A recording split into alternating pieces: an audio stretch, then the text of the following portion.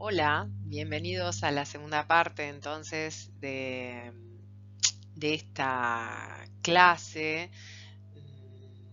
donde tenemos por objetivo discutir la relación entre pensamiento y lenguaje a punto de partida de las principales teorías psicológicas que abordaron la temática y en particular mi compromiso es traer la perspectiva sociocultural. En el video anterior estuvimos desarrollando algunas ideas en torno a esta relación planteada por Vygotsky. Y ahora vamos a trabajar o vamos a continuar a punto de partida de esa perspectiva con las ideas presentadas por Brunner. Bien, la escuela sociocultural vygotskiana ha generado muchos seguidores. Algunos de ellos, por ejemplo, el trabajo de Birch, o bien de Michael Cole, o bien de Barbara Rogoff, pero sin lugar a dudas uno de los más importantes es justamente el trabajo de Jerome Brunner. A finales de los años 60, Brunner, él era profesor de la Universidad de Harvard y le encargan realizar el prólogo del texto de Vygotsky, Pensamiento y Lenguaje.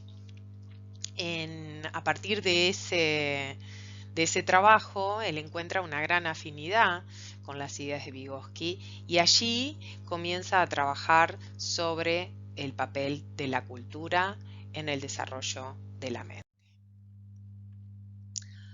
Una de las cuestiones que por ese momento preocupaban más a Brunner tenía que ver justamente por la deriva que estaba teniendo la psicología cognitiva a punto de partida de lo que fue la revolución cognitiva a fines de la década del 50, su distanciamiento claramente de las perspectivas conductuales, pero una deriva que tendió a mimetizarse con el auge de las ciencias computacionales, ¿verdad?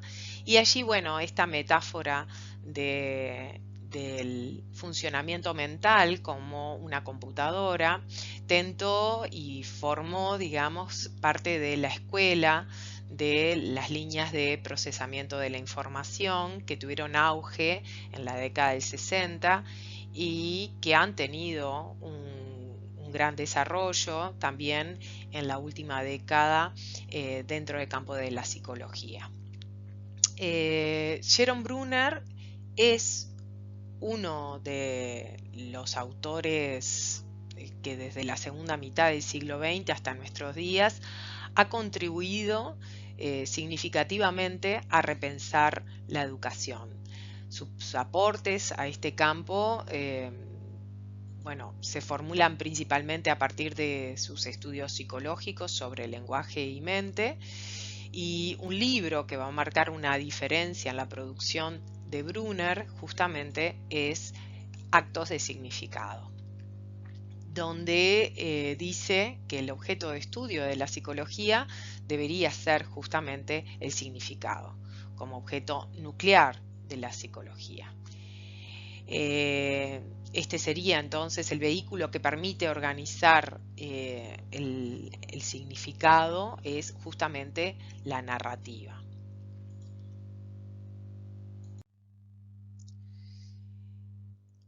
Antes de continuar con la perspectiva de Brunner, parece importante destacar la relevancia o esta preocupación por el problema del significado y qué se entiende por significado, y la omnipresencia de la construcción de la realidad a partir del lenguaje.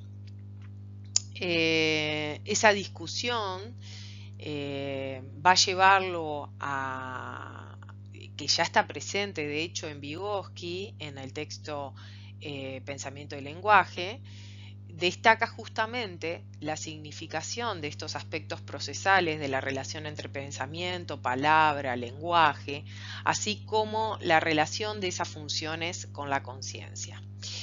Este enfoque va a, de alguna manera, explorar la relación de la palabra con el motivo, con la emoción, con la personalidad en términos más generales, aunque este análisis queda incompleto en la obra de Vygotsky. Ustedes saben que, bueno, que él fallece muy joven y esto tiene un impacto, por supuesto, en la continuidad de su obra y sobre todo en el desarrollo de este tipo de relaciones.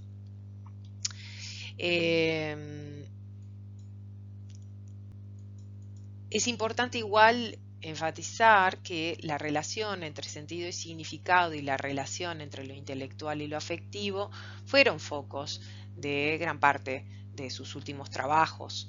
Y bueno, de hecho hay una distinción que retoma luego posteriormente Brunner entre lo que sería el significado como algo más estático, estabilizado, consensuado, y el plano del sentido, que es un plano vivo, cambiante, en el cual depende principalmente de las circunstancias más singulares del sujeto, ¿verdad? O los motivos o las motivaciones que tiene el sujeto en relación con, por ejemplo, una palabra, ¿verdad? El sentido que uno puede otorgar a algo, seguramente alguna palabra o alguna frase puede ir cambiando a lo largo de la historia del propio sujeto.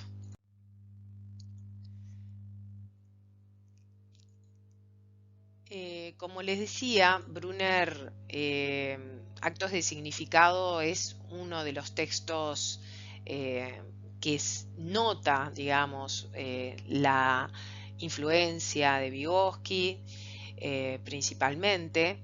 Sin embargo, él ya venía trabajando en estas ideas en el libro Realidad Mental y Mundos Posibles, y la idea de escribir este libro, según menciona el propio autor en el prólogo, surge a partir de la corrección de una colección de ensayos escritos entre el 80 y el 84. Bueno, cada uno de ellos había sido escrito en una ocasión especial para un público determinado, y entonces el propósito ahora era adecuarlos, corregirlos, expresar mejor su contenido. Pero, sin embargo, al releerlo, Brunner descubrió que el contenido de cada uno de estos ensayos reflejaba en forma particular también un punto de vista general, que él había empezado o había venido trabajando en ese tiempo. Por esta razón fundamental que lo lleva, digamos, a armar un texto estructurado justamente en 3 partes, y bueno, él va a trabajar en una de esas primeras partes, trabaja justamente sobre y define o caracteriza 2 modalidades del pensamiento. Y en la última parte de este trabajo, Realidad Mental y Mundos Posibles, desarrolla o plantea aspectos que tienen que ver con el lenguaje de la educación. Y bueno, y allí él va a explorar algunos de los principales desafíos que presenta, digamos, la exploración de las relaciones entre lenguaje y conciencia en el contexto educativo, ¿no? Él plantea justamente, ¿no?, algunas reflexiones sobre los modos en los que los sujetos construyen vínculos y relaciones con otros, especialmente mediante el uso del lenguaje como vehículo de expresión humana. Y allí señala y realiza algunos cuestionamientos sobre el concepto de lenguaje, de educación y de cultura, como les decía, en donde plantea algunos enfoques teóricos que profundizan o que tienden a profundizar en el origen de algunos problemas que tienen que ver con la educación, con la transmisión, con la construcción de significado compartido, ¿no? Sobre todo cuando estamos pensando, y de ahí la actualidad del trabajo de Brunner, en una sociedad, ya él la planteaba, fíjense, en la década del 80, como una sociedad cambiante y cuya configuración futura es incierta, ¿verdad? Es muy difícil conocer qué nos depara el futuro y para qué preparar a las nuevas generaciones. Por lo tanto, el tema de ese capítulo, el último, el lenguaje de la educación, puede parecer un poco remoto, porque se escribió hace algunas décadas, pero sin embargo mantiene la vigencia de la preocupación sobre algunos problemas que sigue generándose y que en la actualidad digamos, apremian más por el grado, el cambio repentino o turbulento, ¿no?, que ha vivido la sociedad a punto de partida de la pandemia. Pero bueno, al fin de cuentas, Brunner allí lo que intenta es tratar de aportar desde la academia una idea acerca de cómo la educación puede salir fortalecida de esa crisis al repensar el lenguaje de la educación como parte de la médula de todo cambio social. Él es convencido acerca del rol o el papel que debe tener la educación dentro de las transformaciones y el cambio social. Por lo tanto, bueno, esta parece ser un texto que tiene y que plantea vigencia en la actualidad. Como les comentaba, entonces, en este texto él va a plantear dos modalidades de pensamiento. O sea, el pensamiento, dice Brunner, puede desarrollarse de dos maneras. Una, paradigmática, por ejemplo, cuando un físico o un matemático se enfrasca en resolver un problema, trata de cumplir con ese ideal de sistema matemático, formal, de descripción, de explicación. De hecho, este es un tipo de pensamiento que necesita de mucho trabajo y que se desarrolla principalmente a partir de la instrucción. De hecho, el profesorado de ciencias constata a menudo las grandes dificultades que enfrentan la mayoría de los estudiantes a la hora de expresar y organizar un conjunto de ideas por escrito, ¿no? Que justamente recupere el valor, digamos, de este discurso científico, con ese rigor, con esa precisión, estructuración y coherencia que forman parte de ese tipo de discurso, de pensamiento también, ¿no? Allí algunas de las cuestiones que quedan planteadas en relación con las características de esta modalidad de pensamiento tienen que ver justamente con que, entre otros aspectos, el tema de que la diferenciación o la referencia a hechos observables frente o a las posibilidades de discriminación de las inferencias, identificar argumentos, ¿verdad?, organizarlos de manera coherente o bien distinguir entre términos que son de uso científico, que forman parte de un corpus teórico, y los que no, que están expresados en modo cotidiano, corriente, y también evitar el exceso, digamos, ¿no?, de palabras que puedan resultar comodines para expresar estas ideas.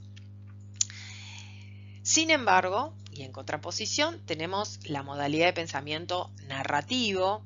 Esta sí es una modalidad de pensamiento que nos acompaña desde la primera infancia.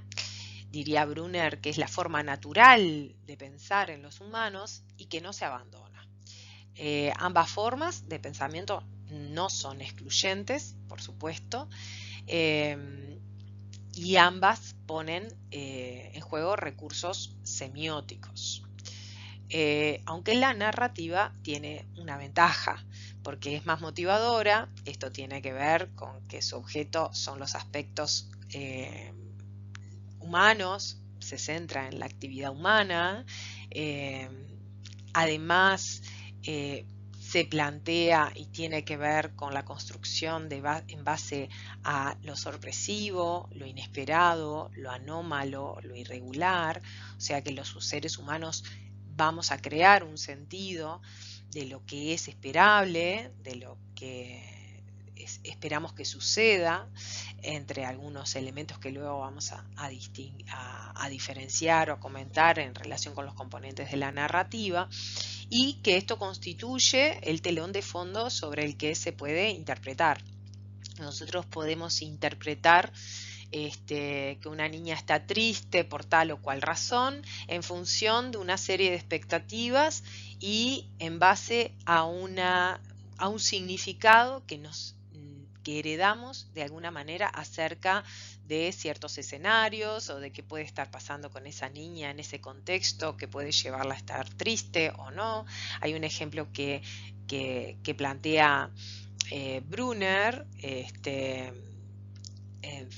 en relación con una investigación en la que se le muestra una lámina a niños de distintas edades, principalmente en edad justamente de educación inicial, y se les pregunta acerca de esa lámina en la que se ve una niña con digamos, estando en su fiesta de cumpleaños, pero ella llorando, ¿no? Entonces ahí rápidamente los niños empiezan a construir una serie de narrativas para tratar de explicar aquello que no es parte de lo esperado, no es esperable de alguna manera de que una niña en su fiesta de cumpleaños esté llorando, ¿no? Lo esperable sería que estuviera feliz, que estuviera contenta, de estar rodeada, es una fiesta en la que ella es el centro de atención, en fin.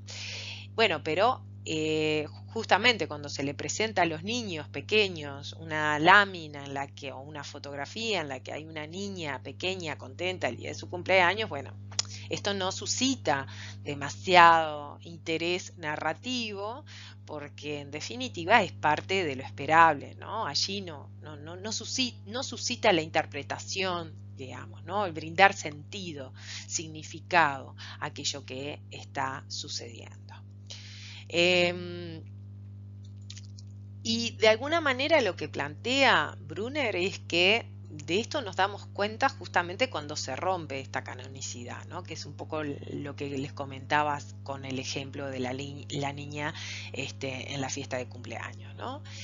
Entonces allí justamente los niños se sienten compelidos a dar sentido, a construir una narración. Esto es algo que a Brunner le va a interesar llevarlo justamente al campo de la educación, porque dice, bueno, si nosotros lográramos en primera instancia captar la atención de los estudiantes, lograríamos, pensando, ¿no?, en aspectos del currículum, concretamente metodológicos, pero también aspectos que tienen que ver con los contenidos, nos permitiría, bueno, por lo pronto, ponerlos en este flujo narrativo, ¿verdad? Así que bueno, porque de alguna manera, a pesar de ser narrativas que puedan resultar conocidas, de alguna forma también esperamos o nos interesa mantenernos dentro de ese flujo de la narración. Una narración en sentido amplio es cualquier relato que tenga un inicio, un nudo y un desenlace. La literatura, de hecho, es la versión, digamos, más sofisticada de este modo de pensamiento en el cual, bueno, ahí se relatan una serie de estados mentales de los personajes, ¿no?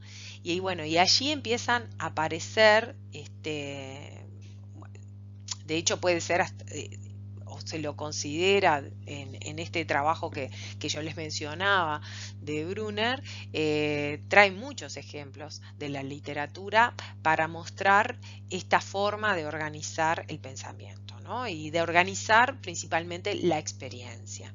Ustedes recordarán que en la primera parte de esta clase yo les traía la anécdota que había vivido Kafka en un jardín, en una plaza de Berlín, cuando se encuentra con esta niña y la forma que tiene de consolarla justamente es un relato, ¿verdad? En el cual, bueno, la protagonista es su muñeca y las cosas o el sentido, digamos, que logra darle a esa pérdida. Que bueno, que seguramente sirva para esa muñeca y para otras cuestiones que tengan que ver con la pérdida a lo largo de la vida en la niña que bueno, que después vemos que se convierte en una mujer y que tiene allí, hay una coda, hay una reflexión, una moraleja que le deja planteada a Kafka en relación con esto de cómo enfrentar las pérdidas en la vida, ¿no? Bueno, volviendo entonces a los elementos esenciales del relato, Brunner va a identificar algunos elementos bueno, que nosotros también podemos pensar, ya representarnos, y el principal tiene que ver con los personajes o actores, que no necesariamente refieren a personas, porque los personajes pueden ser ficticios, por supuesto. Eh, los escenarios son todas las narraciones, por supuesto, que transcurren en lugares específicos, ¿verdad? O con descripciones acerca de esos espacios, tiempos, ¿verdad? Y se hacen cosas, hay acciones. Las personas hacen cosas o los personajes realizan cosas o les suceden cosas a ellos, ¿verdad? Y hay medios o herramientas que permiten hacer esas cosas, ¿verdad? Y a su vez hay un desenlace, aunque este desenlace no suponga el final absoluto del relato, sino las posibilidades pueden haber finales abiertos que den continuidad a una nueva historia, ¿no? Que abran paso a una nueva historia. Pero digamos que una narración no es tal si no hay un conflicto, ¿verdad? Porque sin el conflicto, como les comentaba, esta experiencia, ¿no? de la niña que lloraba en su cumpleaños, el conflicto suscita, digamos, la necesidad de interpretar el sentido de lo que allí está sucediendo. Y la forma que tenemos, el vehículo que tenemos para hacerlo es la narración, el relato. Y Brunner mismo identifica entonces estos componentes que comentábamos. Esto remite entonces al pentágono escénico que a su vez es formulado por otro psicólogo que él retoma, que se llama Larry Vail. Y aunque ahí no aparece esto que le decía del nudo o el conflicto, hay que notar que justamente esto o esta dificultad es lo que va a motivar a generar el desenlace de la historia, ¿no? Lo que va a hacer mover la historia. Brunner termina su libro con una afirmación que dice: la narrativa finalmente, nos damos cuenta ahora, es en verdad un asunto serio, sea en el derecho, en la literatura o en la vida, dice Brunner, ¿no?